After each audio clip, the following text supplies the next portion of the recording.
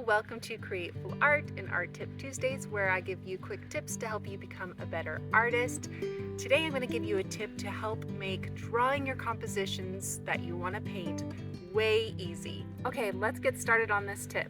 My biggest tip for making it so that your paintings look correct or they're not skewed, especially when painting portraits, for example, animals, or buildings, if any line is off, then it cannot look like the objects you are trying to paint. So it is really important to understand that you can trace using a reference photo.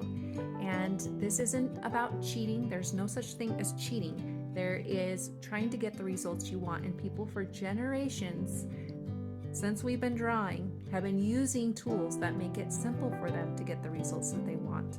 So this is just using a tool. And the tools that I like to use is using graphite paper.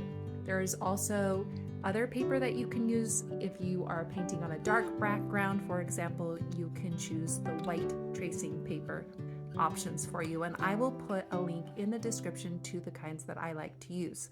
You can use tracing paper when you are painting something small on a small canvas or something large on a large canvas. You'll just need to trace in sections on the large canvas. It's way better than using a projector because a projector warps the line. The other thing you want to make sure is that you put the transfer side down on the transfer paper onto your canvas, and then you put your reference photo over that, and then you're going to want to use a pencil or a sharp object and go over all the lines that you want to transfer onto your canvas. Then you lift it up and you'll be able to see the lines that you had pressed down. That is basically how it works. It makes it super simple so that you can concentrate on the painting part and not so much on the drawing part. Remember that painting is all about getting the results that you want. So if you need to use transfer paper, go ahead and feel like it's okay to do so. I'll have another tip on how to draw your compositions in the next Tip Tuesday, so make sure you tune in for that. I hope this tip really helped you. I have more tips right over here. Go ahead and watch them. They'll help you become a better artist.